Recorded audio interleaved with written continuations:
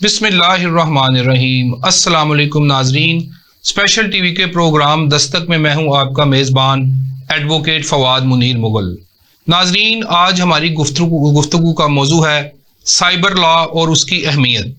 नाजरीन, पाकिस्तान में cyber law का आगाज़ 2002 में हुआ जब इलेक्ट्रॉनिक ट्रांजैक्शन ऑर्डिनेंस नाफज किया गया। ये कानून पाकिस्तान में डिजिटल और ऑनलाइन मामलात को रेगुलेट करने के लिए बनाया गया था।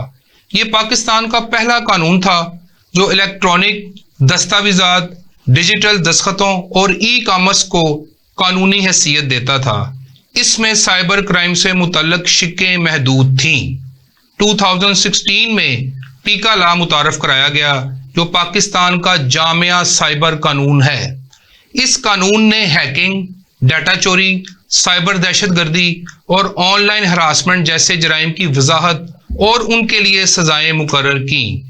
नाजरीन, फेडरल इन्वेस्टिगेशन एजेंसी FIA को साइबर क्राइम की तहकीकात का इख्तियार दिया गया। साइबर लॉ की ज़रूरत पाकिस्तान में इंटरनेट के बढ़ते हुए इस्तेमाल और डिजिटल दुनिया के चैलेंजेस के साथ साइबर क्राइम के वाक़यात में इजाफा हुआ, जिसके नतीजे में साइबर कवानीन की अहमियत बढ़ गई। नाजरीन, इन्हीं सारी बातों के जवाबात जानने के लिए आज हमने अपने प्रोग्राम में दावत दी है cyber law expert Zain Ali Qureshi, advocate high court. Welcome to the show Zain. बहुत शुक्रिया जी फवाद साहब।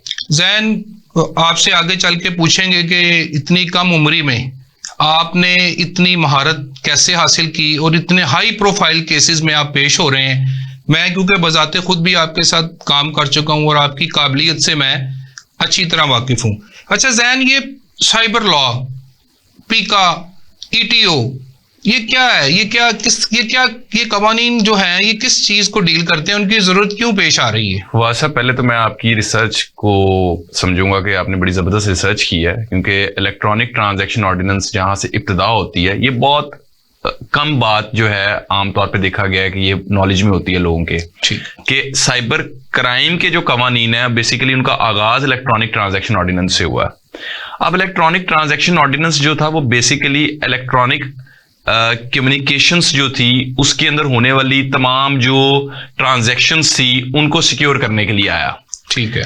अब बेसिकली आपको एक ऐसा कानून चाहिए था, एक ऐसा लॉ चाहिए था जो कमर्शियल ट्रांजैक्शंस को सिक्योर करने के साथ साथ जो बाकी राइट्स थे, जो प्राइवेसी के राइट्स थे, जो डेफेमेशन रिलेटेड मामला थे, उनको भी कवर करे। ठीक है। इलेक्ट्रॉनिक ट्रांजैक्शन ऑर्डिनेंस में जहां इलेक्ट्रॉनिक एविडेंस को एडमिसिबल करार दिया गया, उसके साथ साथ कुछ डेफिनेशंस थी, जैसे इंफॉर्मेशन सिस्टम क्या होता है, इंफॉर्मेशन क्या होती है, इसी तरीके से मुख्तलिफ डेफिनेशंस को उसमें ऐड किया गया, उसमें उनको डिफाइन किया गया। और जो इलेक्ट्रॉनिक डॉक्यूमेंट क्या होता है, उन्हीं डेफिनेशंस को आगे चलकर आप देखते हैं प्रिवेंशन ऑफ इलेक्ट्रॉनिक क्राइम्स का एक्ट का भी हिस्सा बनाया गया और उसके साथ साथ कुछ कवानीन के बारे में बताया गया कि कौन कौन से कवानीन जो हैं वो डील करेंगे with regard to the online defamation laws, with regard to cyber stalking, cyber defamation. इन सब की तरफ जाने से पहले जो आपका पहला सवाल था कि साइबर क्राइम होता क्या है, देखिए कोई भी जुर्म जो टेक्नोलॉजी की मदद से किया जाता हो, ठीक है, जिससे किसी को नुकसान पहुंचाया गया हो, या टेक्नोलॉजी जैसे व्हाट्सएप है, जैसे टेक्नोलॉजी जैसे कि कोई सोशल मीडिया एप्लीकेशंस हैं, जैसे इंटरनेट है, मोबाइल फोन है, इन तमाम जो टेक्नोलॉजीज के थ्रू, इन तमाम सोशल मीडिया एप्स के थ्रू अगर कोई क्राइम कमिट किया जाए तो वो साइबर क्राइम है। ठीक हो गया। जैन, अब ये बताएं कि ये तो आपने उसका इंट्रोडक्शन भी करवा दिया और उसमें बुनियादी फर्क भी बता दिया कि आम जराइम में और सोशल मीडिया जराइम में जो है वो फर्क क्या है।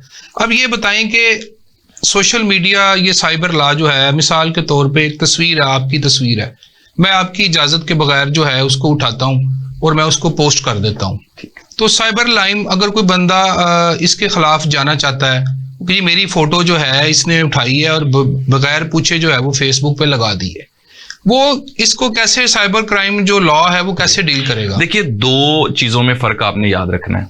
एक तो है एक आम तस्वीर, ठीक है, जो किसी ने किसी की कॉन्सेंट के बगैर लगा दी।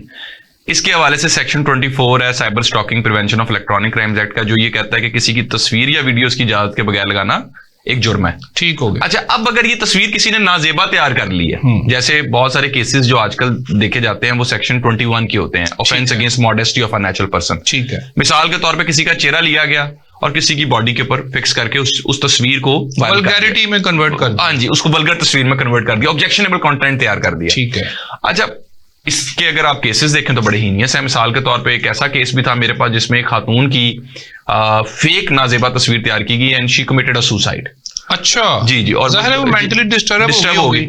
अब ऐसे ही अगर आप तस्वीरों की बात करते हैं तो तस्वीरों में सेक्शन 21 और सेक्शन 24 दो सेक्शंस हैं जो इससे डील करते हैं। अगर ऑब्जेक्शनेबल कंटेंट की बात की जाएगी तो वो सेक्शन 21 है, उसकी सजा 5 साल है। और अगर आप बात करते हैं उन तस्वीरों की जो कि नाजेबा नहीं है लेकिन किसी की इजाजत के बगैर उसको, लेट्स सपोज उसमें किसी की जो इंटेंशन हो सकती है वो किसी से रिवेंज लेना हो सकता है, किसी को डिफेम करना हो सकता है, किसी को ब्लैकमेल करना हो सकता है, कुछ भी उसकी इंटेंशन हो सकती है, लॉ में प्रोवाइडेड है। ठीक है। तो उसके साथ अगर कोई शख्स उसकी कोई तस्वीर लगाता है और उसको डिफेम करने की कोशिश करता है तो उसकी सजा साइबर स्टॉकिंग की 3 साल है। अच्छा, ये जो है इसकी क्या कोर्स जो हैं जी वो अलग बनाई गई हैं? जी, इनकी जो कोर्ट्स हैं वो सेपरेट है। जहां जहां साइबर क्राइम के सर्कल्स मौजूद हैं, जिन जिन सिटीज में, वहां पे इनकी कोर्ट्स भी मौजूद है। वहां पे जो है वो एडिशनल जज साहब को बिठाया गया है, सिविल जज है, जी मैं सेशन जज है, ये कौन डील करता है? देखें, जो prevention of electronic crimes act के तहत जो ट्रायल्स चल रहे हैं मजिस्ट्रेटियल कोर्ट्स के अंदर, वो तो सेक्शन 30 के मजिस्ट्रेट हैं, वो सुन रहे हैं। ठीक है।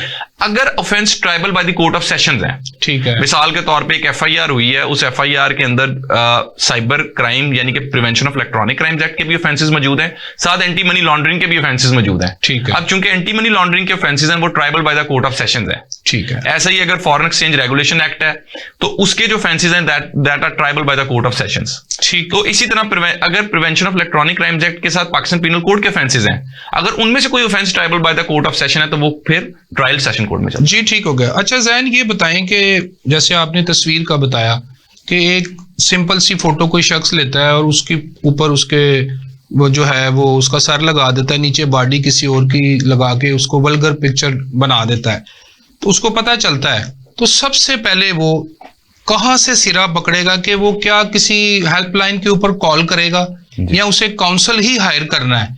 उसके इनिशिएट कहाँ से होगा उसके केस का? फवाद साहब, जब आपने कोई चीज रिपोर्ट करनी है ना, आपको काउंसिल की जरूरत नहीं है। ठीक है। आपको बुनियादी अवेयरनेस की जरूरत है।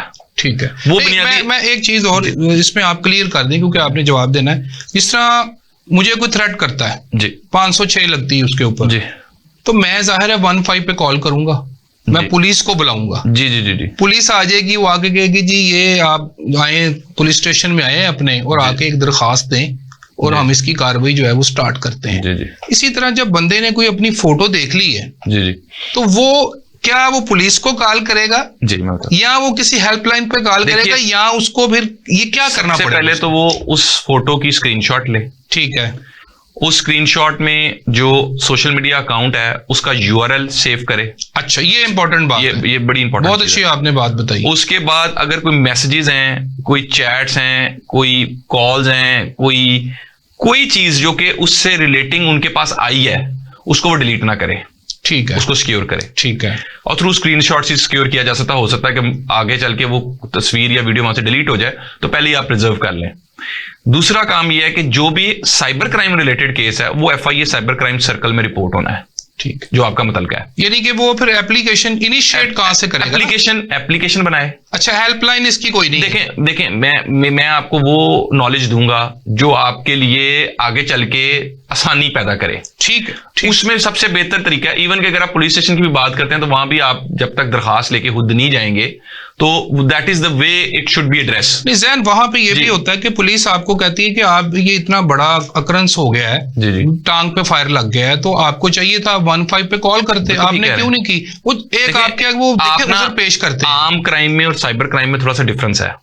ठीक है। जो आम क्राइम है ना, जैसे आपने जिनकी बात की फायर लग गया, उसमें एक CCTV फुटेज होगी, उसमें एक शख्स है जिसने, नहीं CCTV फुटेज ज़ैन ना भी हो सर मेरी, मगर हम जी जी एक CCTV फुटेज होगी, एक शख्स है यहाँ पे, लेट्स सपोज ये किसी जगह पे किसी घर के बाहर का वो वकूआ होगा, वहां पे पुलिस आएगी, वहां से आके अगर कोई बुलेट है रिकवर की जाएगी, एविडेंस कलेक्ट होगा, कोई इंप्रेशंस हैं वो कलेक्ट किए जाएंगे, सीसीटीवी फुटेज कब्जे में ली जाएगी। साइबर क्राइम में there is no crime scene. अच्छा, ये बुनियादी फर्क है उसमें। साइबर क्राइम को लोकेट करने के लिए किसी crime scene, digital crime scene में कन्वर्ट हो गया ना ये। जी मैं बताता हूँ उसके तरीका है ना उसका सर। उसका तरीकेकार ये है कि जब भी आप एफआईए की बात करते हैं तो एफआईए में केस पुलिस के केस से थोड़ा मुख्तलिफ इसलिए कि वहां पे एक इंक्वायरी है। ठीक है। उस इंक्वायरी स्टेज पे आपके केस की एविडेंस कलेक्शन होनी है। ठीक है। पुलिस थोड़ा डिफरेंट केस होता है। पुलिस में थोड़ा सा आपको पता है एक 154 की स्टेटमेंट होती है, उसके बाद रजिस्ट्रेशन ऑफ एफआईआर होती है और वो सारे मामला चलते हैं आगे। फिर ऑपरेशन विंग अलग है, इन्वेस्टिगेशन विंग अलग है। एफआईए में ये होगा कि आपकी जो दरखास्त आई होगी उस दरखास्त के ऊपर एक वेरिफिकेशन नंबर होगा, फिर वो इंक्वायरी नंबर में कन्वर्ट होगा, फिर उसके ऊपर एविडेंस कलेक्शन होगी। उस एविडेंस कलेक्शन की स्टेज के ऊपर आपका आईपी एड्रेस जो आपने अकाउंट लिखा होगा, यूआरएल, उसका आईपी एड्रेस आएगा। उसके अलावा मल्टीपल एविडेंसेस हैं। मिसाल के तौर पर अगर किसी सिम से आपको कॉल आई है, उस सिम की ओनरशिप होगी। ये सब एविडेंस जब इकट्ठे हो जाएंगे सर, ये जब एविडेंस सब इकट्ठे होंगे देन आपका जो डिजिटल फोरेंसिक्स रिलेटेड मामलात हैं, कोई मोबाइल फोन है उनकी फोरेंसिक रिपोर्ट्स हैं, कोई आईपी एड्रेसेस हैं, कोई टेक्निकल रिपोर्ट्स हैं, जब ये सब कंप्लीट हो जाएगा फिर वो जो केस होगा that case is called as a cyber crime case. जी ठीक हो गया। यानी कि ज़ैन इसमें बुनियादी बात यह है कि इसमें आपने जो अपने केस का स्टार्ट करना है ना, इनिशिएटिव लेना है, वो आपने एक दरखास्त लिखनी है बखिदमत जनाब एफआईए जो अभी मुतल्लिका ऑफिसर साइबर क्राइम विंग। जी। मतलब यहाँ से, क्योंकि हमारे व्यूअर्स भी जानना चाहेंगे ना कि अगर आजकल तो है ही डिजिटल क्राइम है ना, व्हाइट कॉलर क्राइम। देखिए आप अगर ट्रायल कोर्ट में जब जाते हैं तो ये जो आपकी दरखास्त है that is the most important thing कि आपकी एप्लीकेशन क्या थी। तो आपकी चाहे आपकी एफआईआर होती है वो बेसिकली आपकी एप्लीकेशन जो आपने जमा कराई होती है उसी के ऊपर होती है ना। बिल्कुल। तो हाँ, एक चीज को आपने जरूर समझना, अगर आप, ये मैं लॉयर के पर्सपेक्टिव से बात करने लगा हूं। ठीक है। साइबर क्राइम की जो एफआईआर है ना, उसमें 3 इंपॉर्टेंट चीजें हैं, वो अगर आपने समझ ली अच्छा तो आप एक अच्छे लॉयर बन सकते हैं। ठीक है। इन केसेस के पहली चीज तो एक एप्लीकेशन है जो कि ऑब्वियसली किसी शख्स के खिलाफ आई होगी, जो विक्टिम ने दी होगी। पहले तो आप उस एप्लीकेशन के कंटेंट्स को पढ़ते हैं उस एफआईआर के अंदर। ठीक है। सेकेंडली आपके सामने आता है during the course of inquiry proceedings, उस मुकदमे में क्या क्या चीजें सामने आई हैं। ठीक है। क्या क्या चीजें और क्या क्या एविडेंस जो है वो कलेक्ट किए गए हैं। ठीक है। तीसरी अहम चीज होती है कि टेक्निकल एक्सपर्ट की फाइंडिंग क्या है, टेक्निकल रिपोर्ट क्या है, वो हम कहां से लेंगे। तो उसी एफआईआर के अंदर उसके बारे में जिक्र किया गया होगा। उसको लेने का भी एक तरीकेकार है। नहीं, वो एफआईआर जो हमने एप्लीकेशन देनी है, जी, उससे पहले हमने वो टेक्निकल एक्सपर्ट ओपिनियन लेनी है। नहीं सर, वो एप्लीकेशन जब जाएगी तो आपके केस में सब कुछ आएगा। नहीं, वो हमने जो आपने बताया कि जी आपने एक्सपर्ट किसी महारत जो है नहीं लेनी सर। हाँ। जो टेक्निकल एक्सपर्ट आपके केस के अंदर इन्वेस्टिगेटिंग ऑफिसर या इंक्वायरी ऑफिसर होगा, एप्लीकेशन के बाद है सर, मैं बता उसकी रिपोर्ट की बात कर रहे हैं आप। मैं कॉन्सेप्ट नहीं क्लियर हुआ। जब इंक्वायरी ऑफिसर इंक्वायरी कर रहा होगा, ठीक है, उस दौरान कुछ ना कुछ मोबाइल फोन्स उसने रिकवरी की होगी। अगर रेड हुई है तो रेड के दौरान कोई डिजिटल मीडिया रिकवर हुआ होगा। अगर लेट्स सपोज उसके अंदर कोई भी डिजिटल मीडिया जो है वो कब्जे में लिया गया है, उसको अल्टीमेटली वो जाएगा टू द टेक्निकल एक्सपर्ट। अच्छा, वो मार्क होगा टू दी एप्लीकेशन के बाद, वो जब उसको डायरी नंबर लग जाएगा, जो इंक्वायरी ऑफिसर होगा, हाँ जी, वो टेक्निकल एक्सपर्ट के पास डिजिटल मीडिया भेजेगा। ठीक है, to check that whether the evidence available in the mobile phone is duly जो उस डिजिटल मीडिया में क्या वो एविडेंस पाया गया या नहीं पाया गया। जी, मेरा कॉन्सेप्ट ये क्लियर आपने किया है। जी कि मैं ये समझ रहा था कि जब आपने कोई अक्रंस हुआ है, कोई मतलब फोटो वल्गर अपलोड की गई है गलत, तो आपने ये एप्लीकेशन देने से पहले ये जो टेक्निकल आप बता रहे हैं कि आपने असिस्टेंस लेनी है, नहीं, ये आपने नहीं लेनी, ये आपने अपना वकूआ लिख के आपने एफआईए में जमा करवा दिया। आपको एक तरफ आपकी एप्लीकेशन होगी, ठीक है, एक तरफ इंक्वायरी, मतलब ये इंक्वायरी ऑफिसर की जिम्मेदारी है। हाँ जी, और तीसरी तरफ एक टेक्निकल एक्सपर्ट होगा। टेक्निकल एक्सपर्ट तीनों चीजों को जब आप इकट्ठे मिला के पढ़ेंगे, हाँ जी, तो आपको समझ आएगा कि आपका किसी रिजल्ट पे पहुंचेंगे, कहाँ पे स्टैंड आउट कर रहा है। जी ठीक हो गया। अच्छा ज़ैन, ये बताएं कि आजकल आपने देखा होगा कि आपके भी बच्चे, मेरे भी बच्चे माशाल्लाह और वो जो है खाना नहीं खाते, माएँ जब तक उनके हाथ में मोबाइल ना दें। पहले तो ये था ना कि मतलब बच्चा बड़ा होगा, अभी ये मैच्योर हो रहा है, इसको गाड़ी नहीं देनी, साइकिल नहीं देनी, मोटर बाइक नहीं देनी। अब तो बच्चे 10 साल के भी गाड़ी भी चला रहे हैं। तो ये बताएं कि बच्चों के तहफ़्फ़ुज़ के लिए सोशल मीडिया पर कौन से कवानीन है कि इनको कैसे बचाया जा सकता है, या कोई बंदा अगर मतलब कहने का कि बच्चे को जो है वो गलत रास्ते पे लगाता है, उसको कोई गाइडलाइन प्रोवाइड कर रहा होता है, तो वो किस तरह उसके खिलाफ कार्रवाई होगी और बच्चों को कैसे डील किया जाए, ये भी बताएं। वह सब बच्चों को तो डील करना है पेरेंट्स ने, ठीक है। लॉ तो बाद में आएगा। पहली चीज है कि बच्चों को डील करना है कि पेरेंट्स कैसे चलाते हैं। अगर पेरेंट्स लेट्स सपोज वो इतने ज्यादा आई थिंक अपने कामों में मसरूफ होते हैं कि वो अपनी मसरूफियत की वजह से बच्चों को भी फोन पकड़ा देते हैं कि चलो ये बच्चे जो हैं ये इस तरफ ध्यान लग जाए और हमारी जान छूटे। उसका जो बेसिक सोल्यूशन है ना वो ये है कि आप बच्चों को ना प्ले ग्राउंड्स की तरफ लेके जाएं, फिजिकल एक्टिविटी करवाएं। सर मैं आपको आज से कम 15 साल पुरानी बात बता देता हूं कि मेरे ख्याल के मुताबिक जहां मैं पहले रहता था तो उस इलाके में जो प्ले ग्राउंड था वहां पे खेलने के ऊपर ना क्या कौन पहले उस ग्राउंड में खेलेगा इसी बात के ऊपर पिच मान लेगा, लड़ाई होती थी, यानी कि अच्छा खासा तनाजा होता था कि यार ये बिल्कुल दुरुस्त का फुटबॉल क्योंकि हम तो ज्यादा फुटबॉल खेलते थे। तो उसमें अब आज के दिनों में ना मेरा 1-2 दफा वहां जाना हुआ तो मैंने देखा वो ग्राउंड खाली है। ओहो, एम्प्टी पड़ी है। तो मैं हैरान हो रहा था कि जो ग्राउंड छुट्टी वाले दिन भी खाली है, इसका मतलब है कि इंटरेस्ट खत्म हो गया। शक कर लिया ना, मोबाइल ने अपनी तरफ खींच, मोबाइल फोन ने वही गेम प्रोवाइड कर दी, क्रिकेट लूडो भी उस पे है, कैरम बोर्ड भी है, फुटबॉल भी इस पे आ गया। अच्छा उससे क्या हुआ, उससे ना बच्चों का जो एक इंटरेस्ट होता था ना जो गेम्स के अंदर होता था वो खत्म हो गया। अच्छा उसकी वजह से आपने देखा होगा कि बहुत सारी चीजें जो है ना वो आपको नजर आ रही हैं कि एक तो लैक ऑफ इंटरेस्ट है यंगस्टर्स के अंदर बहुत ज्यादा, कंटिन्यूशन नहीं पाई जाती किसी काम की।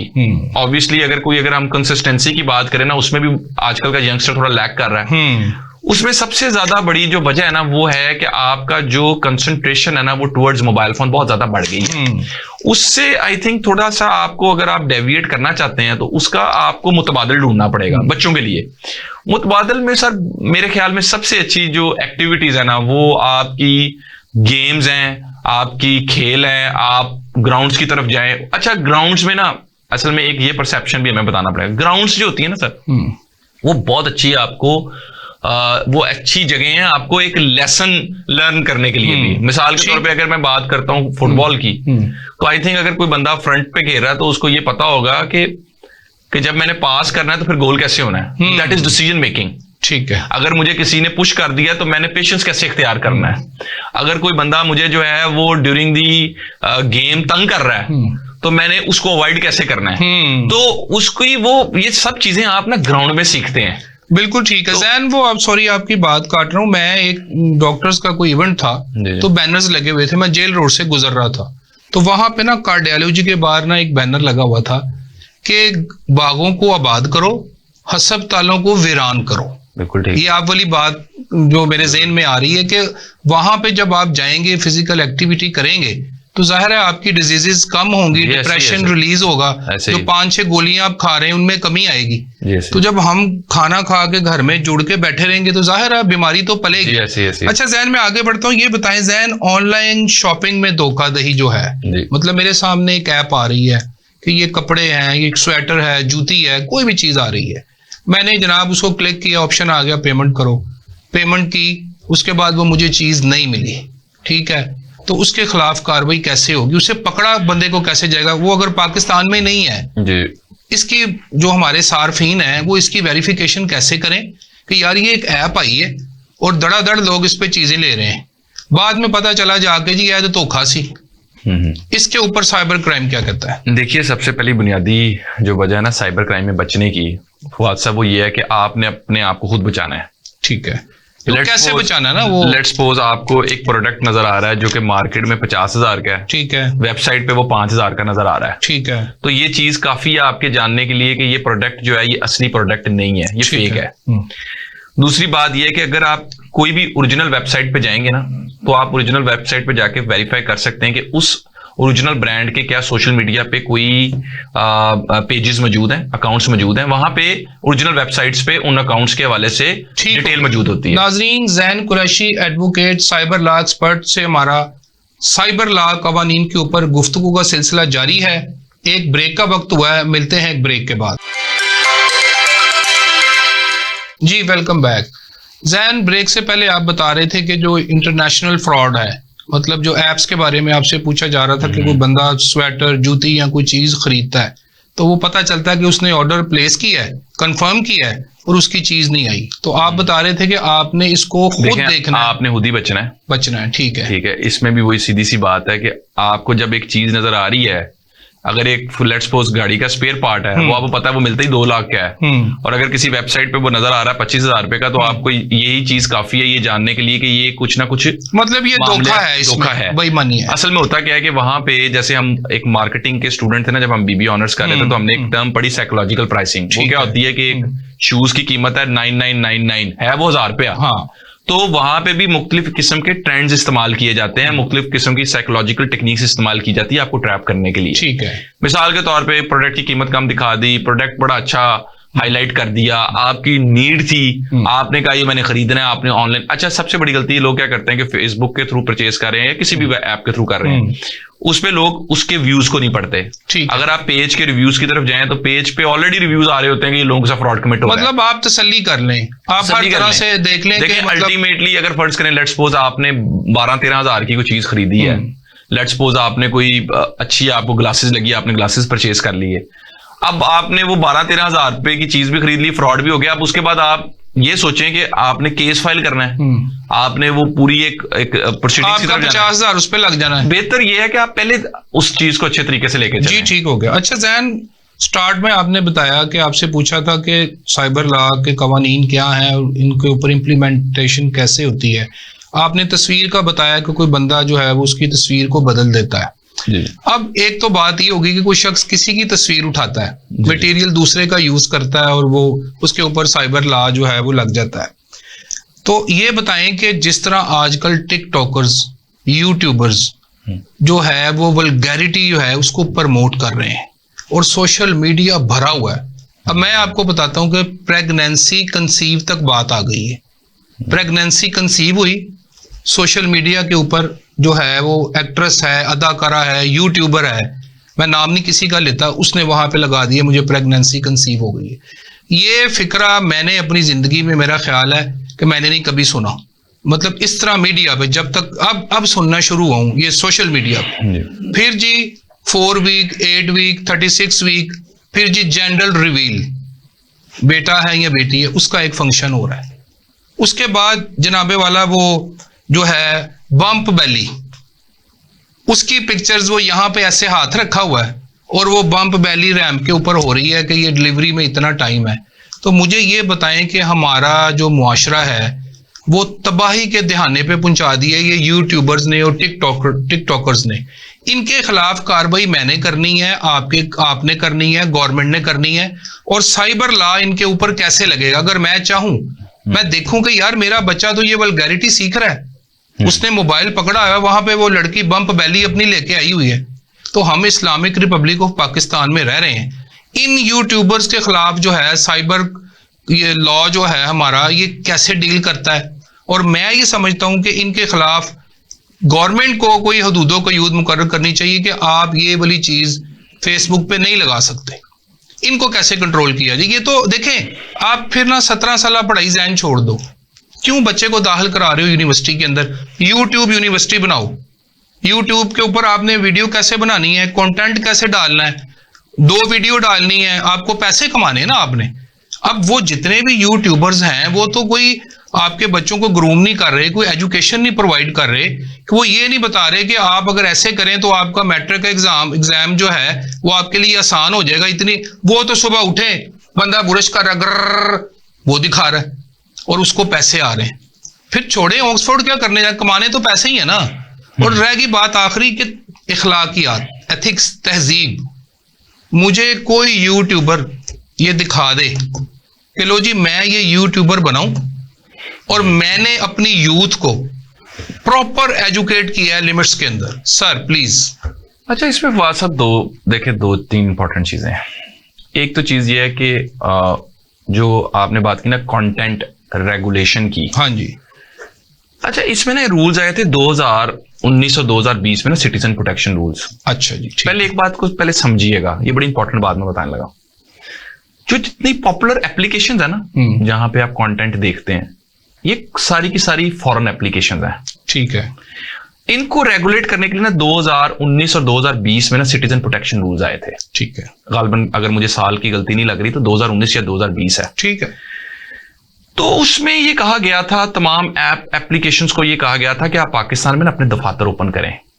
ठीक है। गवर्नमेंट ऑफ पाकिस्तान ने उनको इजाजत दी कि आप अपने ऑफिस ओपन करें, ताकि अगर कोई कंटेंट डिलीट करना हो, कोई कंटेंट रेगुलेट करना हो, कोई डाटा रिसाई की जरूरत हो, तो इतने घंटे में 48 आवर्स या 72 आवर्स में वो डाटा या वो कंटेंट रिमूवल की बात हो सके, क्योंकि सेक्शन 37 जो है वो अनलॉफुल कंटेंट की बात करता है। अच्छा, ये मुझे अब अच्छा होगा, मुझे आपने एजुकेट कर दिया। 37 जो है वो ये पीका लॉ में, हाँ जी, prevention of electronic crimes act. ठीक है। इसमें आप जो है वो प्रोहिबिशन कंटेंट जो है अनलॉफुल कंटेंट की बात करता है। अच्छा, एक चीज और समझिएगा, पूरी दुनिया में अगर आप जाएंगे ना, तो पूरी दुनिया में इवन के डेवलप कंट्रीज के अंदर भी, अभी एक यूके बेस्ड रिसर्च एक आई है जिसमें उन्होंने 8 साल की डाटा कलेक्शन में बताया कि कितने ममालिक से कितने हजार रिक्वेस्ट आती है फॉर डाटा रिमूवल। अच्छा। I think we are on number 8 I think उस रिसर्च के तहत।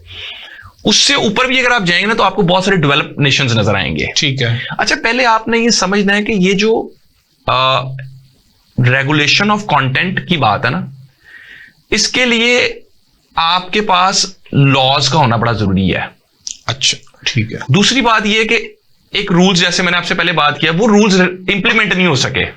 ये 37 की बात कर रहे हैं, रूल 37 तो इज अ सेक्शन, ठीक है, unlawful content, but citizen protection rule separate आए थे। ठीक है। ठीक है। आए, लेकिन prevention of electronic crimes act के तहत ही रूल्स बनाने का क्योंकि इख्तियार था, तो उसके तहत ये रूल्स बनाए गए, और रूल्स जो आए वो इंप्लीमेंट नहीं हो सके। क्यों नहीं हो सके? देखिए, उसमें ऑफिस नहीं ओपन नहीं हुए ना, कंपनीज की तरफ से ऑफिस नहीं ओपन हुए। यहाँ पे ऑफिस होता तो एप्लीकेशन जाती। आप अगर किसी कंटेंट को रेगुलेट करना चाहते हैं ना, तो उसके लिए देखिए 2-3 उसके लिए चीजें होती हैं। या तो आपकी लोकल एप्स बने, या जो एप्स ऑपरेट हो रही हैं उनके ऑफिसेज यहां पर हों, या फिर आपका उनके साथ म्यूचुअल लीगल असिस्टेंस ट्रीटीज हों। ठीक है, यानी कि अगर लेट्स सपोज किसी अकाउंट के थ्रू कोई ऐसा काम हुआ है, किसी को डिफेम किया गया, कोई किसी की प्राइवेसी को ब्रीच किया गया, तो आपके पास उस कंटेंट से रिलेटेड कोई भी इंफॉर्मेशन आ जाए। ठीक है। उसके लिए आपको डाटा प्रोटेक्शन लॉस, उसके साथ ही आपको लीगल म्यूचुअल असिस्टेंस ट्रीटीज, उसके साथ ही आपको टेक्नोलॉजी में अपडेटिंग द टेक्नोलॉजी। ठीक है। और सबसे इंपॉर्टेंट, हर साइबर क्राइम रिलेटेड जो लॉ है वो आपको अपडेट करना पड़ेगा, उसमें अमेंडमेंट सीक करनी पड़ेगी आफ्टर एवरी 6 मंथ्स। ठीक। अगर मैं आज आपसे केसेस की बात करूं ना फवाद साहब, जो मैंने आज से 6 साल पहले किए थे, देखे थे अदालतों में, उन केसेस में और आज के केसेस में बड़ा फर्क आ गया। उस वक्त जो लोग टेक्नोलॉजी देखें, एक टेक्नोलॉजी में तेजी आ गई। देखिए, मैं आपको ना टेक्नोलॉजी बेस्ड लॉ और आम लॉ, एक तरफ लॉ एक तरफ टेक्नोलॉजी है, इन दोनों की स्पीड को आप मैच नहीं कर सकते। ठीक हो गया। ठीक है, आपको वक्त के साथ साथ टेक्नोलॉजी को देखते हुए उस लॉ के अंदर अमेंडमेंट करनी है, तो लॉज आपको बेहतर करने पड़ेंगे। ठीक, इसके लिए यस, लॉज आपको बेहतर करने पड़ेंगे। अच्छा, फिर मैं मिसाल के तौर पे नहीं, जैन मुझे एक बात थोड़ी सी और क्लियर कर दें कि इस वक्त अगर मैं जी किसी केस में पिटिशनर बनना चाहता हूं कि यार ये पाकिस्तानी एक्ट्रेस है, ये वल्गैरिटी फैला रही है, सर आम बच्चे देख रहे हैं और वो प्रमोट हो रही है, व्यूअर्स मिल रहे हैं 2 लाख 5 मिलियन 8 मिलियन, उधर से वो बटन आ रहे हैं यूट्यूब के, फलाना बटन टमकाना बटन, अब इतने लाख मिलेगा, और वो खुशी से आगे बता रहे हैं कि मेरी आमदनी जो है महीने की इतनी है कि मैं फॉर्च्यूनर ले सकता हूँ। भाई, वो कौन सा कंटेंट तुमने बेचा है जिसके लिए तुम ले रहे हो फॉर्च्यूनर? मैं सिर्फ एक बात आपसे मुझे क्लियर कर दें, इन लोगों के खिलाफ कार्रवाई करने के लिए साइबर लॉ के अंदर इस वक्त जो हमारा लॉ प्रिवेल कर रहा है, पीका 2016, उसमें कोई शिक मौजूद है कि मैं सुबह उठ के जाऊं और मैं जाके पीटीए को या किसी भी डिपार्टमेंट को मैं एप्लीकेशन दूं कि खुदा के वास्ते हम इस्लामिक रिपब्लिक ऑफ पाकिस्तान में रहते हैं, ये वल्गैरिटी जो फैला रहे हैं इनको जो है इनको रोका जाए, और ये कंटेंट जो है, ये पहले जिस तरह मीडिया फायरवॉल लगाई गवर्नमेंट ने, बहुत अच्छा किया, फायरवॉल लगी है, तो इसके लिए मुझे आप दोबारा, मैं आप चाहूंगा कि आप क्लैरिटी दें। क्लैरिटी दी है आपको, ठीक है, अगर आप थोड़ी अंडरस्टैंडिंग करें। सेक्शन 37 का मैंने हवाला दिया, मतलब ये सेक्शन 37 डील करता है। मैंने आपको हवाला उसका दिया है, सेक्शन 37 का। अगर आप उसको आपने बतौर वकील भी पढ़ना है। ठीक है, ठीक है, वो कहता गया है, ठीक है, और उसको आपने उसकी अंडरस्टैंडिंग को डेवलप करने की कोशिश करनी है। आप और मैं पिटिशनर बन जाएंगे दोनों। सर देखें, हाई कोर्ट में देखें, नहीं, मेरी गुजारिश है, मैं पिटिशनर की तरफ अपनी अगर बात करूं ना, देखें कोई चीज मैं समझता हूं उस लॉ की आपने अंडरस्टैंडिंग को डेवलप करना है। ठीक है, उस लॉ में जब तक आप ये बात नहीं समझेंगे कि what is the definition of complainant, अब जो क्रिमिनल अमेंडमेंट एक्ट आया 2023 का, उसमें आपको कंप्लेनेंट की डेफिनेशन मिलेगी। जी ठीक होगा जैन, टाइम कम है और जो है मैं चाहूंगा कि आप अगले सवाल का जवाब भी दें। तो मैं अगला सवाल ले लेता हूं आपसे। जैन, एक बंदा अमेरिका में बैठा है जी, और वो जो है अपना अकाउंट वहां से बना के और वो पाकिस्तान के खिलाफ मुनाफरत उगल रहा है, जहर उगल रहा है, या वो वल्गैरिटी फैला रहा है, तो क्या उस ममालिक के जो कवानीन हैं सोशल मीडिया के, वो उसके ऊपर अप्लाई करेंगे? देखें, जो सेक्शन 1 है, हाँ ठीक है, जो starting of the prevention of electronic crimes act है, ठीक है, उसमें साइबर ज्यूरिसडिक्शन को एड्रेस किया गया है। अच्छा, ठीक है। इलेक्ट्रॉनिक ट्रांजैक्शन ऑर्डिनेंस में साइबर ज्यूरिसडिक्शन को उस तरीके से एड्रेस नहीं किया गया, लेकिन electronic prevention of electronic crimes act में उसको प्रॉपर तरीके से एड्रेस किया। पीका, ठीक है। उसमें ईटीओ में नहीं किया उन्होंने। जी, ईटीओ में किया, बट उसको इतना ठीक हो गया। Prevention of electronic crimes act में यह बताया गया कि अगर कोई शख्स दुनिया के किसी कोने में बैठ के किसी पाकिस्तानी को नुकसान पहुंचाता है थ्रू एन इंफॉर्मेशन सिस्टम, तो उसकी remedy under the prevention of electronic crimes act हो सकती है। नहीं, वो रेमेडी हमने यहाँ पे इस्तेमाल करनी है, उधर एप्लीकेशन देनी है। देखें, गवर्नमेंट ऑफ पाकिस्तान एप्लीकेशन देगी। जो शख्स आपके खिलाफ कोई खबर लगा रहा है, पहली चीज तो ये समझिएगा ना कि वो खबर आपके खिलाफ एक ऐसे शख्स ने लगाई होगी जो आपको जानता होगा। ऑब्वियसली आपको जानता है तो आपके खिलाफ खबर ठीक है, वो जानता है। मेरा सवाल ये है कि वो बंदा इस वक्त बैठा है अमेरिका। बिल्कुल, आपने पाकिस्तान में एप्लीकेशन देनी है। अच्छा, पाकिस्तान में एप्लीकेशन देनी है। कहाँ पे देनी है? आपने एफआईए साइबर क्राइम सर्कल, और फिर एफआईए जो आगे प्रोसीडिंग करेगी, पूरा प्रोसीजर है। ठीक है, ठीक है, लेकिन आपने जो एप्लीकेशन है, as far as this chapter of cyber jurisdiction is concern, वो आपने एप्लीकेशन देनी है लोकल लॉज के तहत। ठीक है। एक और चीज इसको ऐड कर लीजिएगा, जो चैप्टर ऑफ साइबर ज्यूरिसडिक्शन है ना साइबर क्राइम के अंदर, ये बड़ा ही एक कॉम्प्लिकेटेड चैप्टर है। ठीक है। दुनिया में सबसे पहले एक आई क्रेव कैनेडियन टीवी था जिसके एक केस के अंदर साइबर ज्यूरिसडिक्शन को फर्स्ट टाइम डिस्कस किया गया। ठीक है। जब एक कनाडा के वेबकास्टिंग चैनल की नशरियात को दूसरे मुल्क में दिखाने से रोका गया by the order of their courts कि आप यहां पे नहीं अपनी नशरियात को दिखा सकते, तो first time ever the chapter of cyber jurisdiction was discussed all over the world। ठीक है।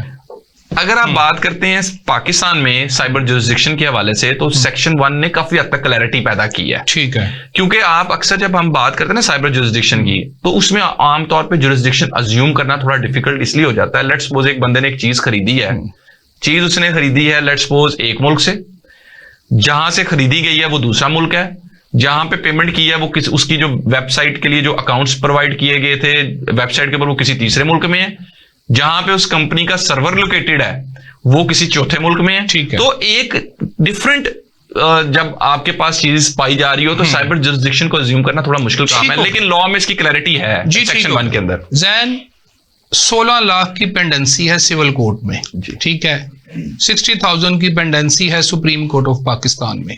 ये बताएं कि ये साइबर लॉ को जो जजेस डील कर रहे हैं, जो कोर्ट्स बनाई गई हैं, क्या वो एक ही अदालत है? नंबर 1, कोर्ट्स कितनी काम कर रही हैं? नंबर 2, ये बताएं कि इनकी फिगर क्या है केसेस की इस वक्त? क्या ये स्पीडी जस्टिस के साथ इनका डिस्पोजल हो रहा है, या इसमें भी लंबी लंबी डेटें जो है वो पड़ रही हैं?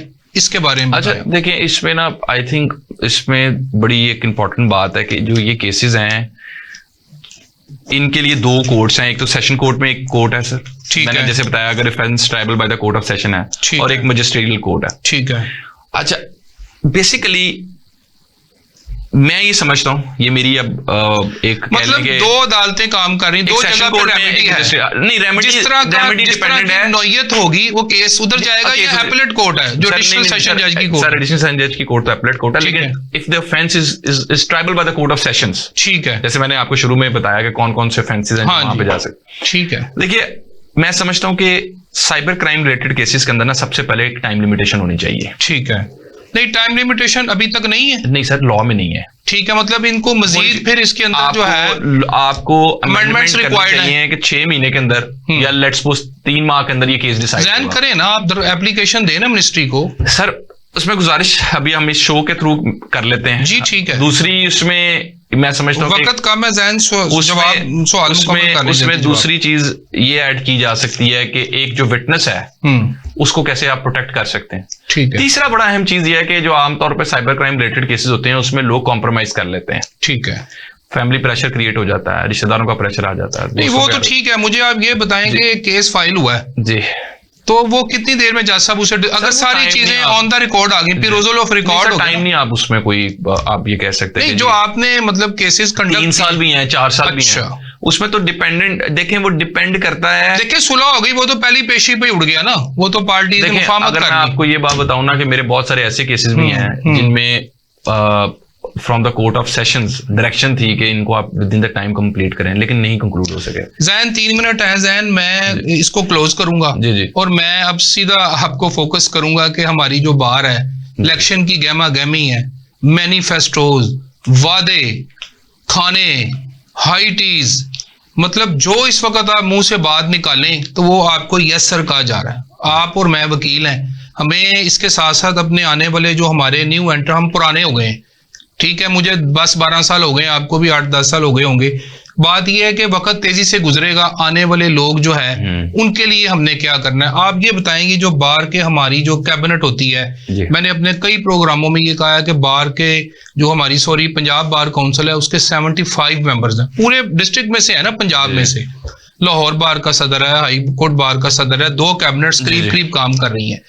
ये बताएं कि इस वक्त जो है वुकला की जो रिफॉर्म्स हैं जी जी, उस किस शोबे में फौरी तौर के ऊपर जो रिफॉर्म्स है ना, जो अभी तक आपने देखा है, उसकी जरूरत है कि फौरन ये काम, अगर कोई सदर आया है उसको प्रायोरिटी बेसिस पे वुकला के लिए ये करना चाहिए, इस पे ऊपर अपने व्यू फौरी तौर पे जो यंग लॉयर्स है ना, ठीक है, उनके लिए इंटर्नशिप्स, ठीक है, बहुत अच्छा आपने उनके लिए उनको कोई सीनियर के साथ कुछ अटैचमेंट करवाना, कोई एडवाइजरी दिलवा देना, अटैचमेंट विद द सीनियर्स शुरू में, ठीक।